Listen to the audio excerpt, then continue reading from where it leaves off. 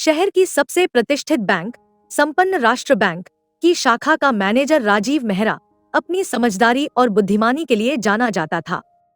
ऊंची पहुंच और प्रभावशाली संपर्कों के कारण उसने वर्षों तक अपनी कुर्सी पर मजबूती से पकड़ बनाए रखी थी। बैंक के ग्राहक, बड़े व्यापारी और शहर के राजनेता उसकी तारीफ करते नहीं थकते थे। परंतु कुछ ही लोग जानते थे कि इस चमकते हुए चेहरे के पीछे कई काले राज छुपे हुए थे। एक दिन सुबह के 10 बजे, जब बैंक का कामकाज अपनी गति पकड़ चुका था, अचानक बैंक की बिल्डिंग के बाहर दर्जनों गाड़ियां आकर रुकीं। उनमें से इनकम टैक्स विभाग के अधिकारी और पुलिस बल निकले। माहौल में सनसनी फैल गई। ग्राहक और कर्मचारी घबराए हुए बैंक के भीतर झांकने लगे। राजीव मेहरा अपने केबिन में बैठा हुआ कुछ महत्वपूर्ण फाइलों पर नजर डाल रहा था कि तभी उसकी सचिव ने अंदर आकर हड़बड़ाहट में कहा, सर, इनकम टैक्स के अधिकारी बैंक में घुस चुके हैं। राजीव के चेहरे पर एक पल के लिए घबराहट आई, लेकिन तुरंत ही उसने अपने आप को संभाल लिया। वह अपने फोन पर किसी को कॉल करने ही वाला था कि तभी केबिन का दरवाजा खुला और इनकम टैक्स डिपार्टमेंट के वरिष्ठ अधिकारी विजय शुक्ला अंदर दाखिल हुए। राजीव मेहरा जी, हमें आपके बैंक के खातों की जांच करनी है। कृपया हमारे साथ सहयोग करें, विजय शुक्ला ने कठोर आवाज में कहा।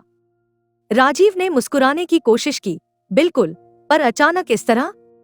कोई विशेष कारण? हमें आपकी बैंक की कुछ संदिग्ध गतिविधियों की सूचना मिली है, विजय शुक्ला ने जवाब दिया। राजीव ने अंदर ही अंदर अनुमान लगाया कि यह छापा उसकी कुछ गुप्त फाइलों की वजह से पड़ा है।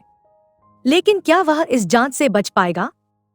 बैंक में हर जगह अफरातफरी मची हुई थी।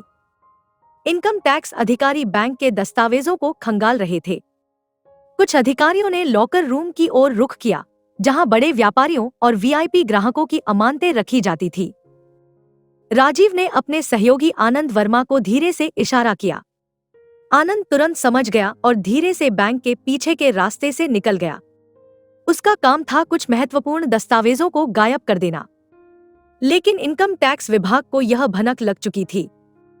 कुछ ही मिनटों में अधिकारियों ने आनंद को बैंक के गुप्त कमरे में प्रवेश करते हुए पकड़ लिया। विजय शुक्ला खुद वहां पहुंचे और जब उन्होंने कमरे में कदम रखा तो उनकी आंखें चौंधिया गईं। वहां कई गुप्त लॉकर थे, जिनका कोई आधिकारिक रिकॉर्ड नहीं था। लगता है हमें असली सबूत मिल गए, विजय ने कहा। राजीव का चेहरा अब सफेद पड़ चुका था। छापे के दौरान कई फर्जी कंपनियों के नाम पर लिए गए ऋण, काले धन के लेनदेन के दस्तावेज और कई वीआईपी ग्राहकों की संदिग्ध जानकारियां मिली। इनकम टैक्स अधिकारी इन सबूतों को जब्त कर चुके थे।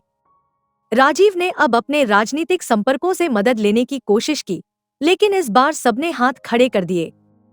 शाम तक इनकम टैक्स टीम ने प्रेस कॉन्फ्रेंस में बताया कि बैंक में करोड़ों की हेराफेरी के पुख्ता सबूत मिले हैं। अगले ही दिन राजीव मेहरा को आधिकारिक रूप से गिरफ्तार कर लिया गया। संपन्न राष्ट्र बैंक का नाम अब हर अखबार और न्यूज चैनल में था, लेकिन इस बार गर्व के साथ नहीं, बल्कि एक बड़े घोटाले के रूप में। दोस्तों, आपको हमारी आज की ये कहानी कैसे लगी, हमें कमेंट करके जरूर बताएं।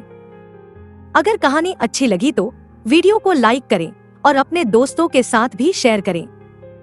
मिलते हैं अगली वीडियो में एक नई कहानी के साथ। धन्यवाद।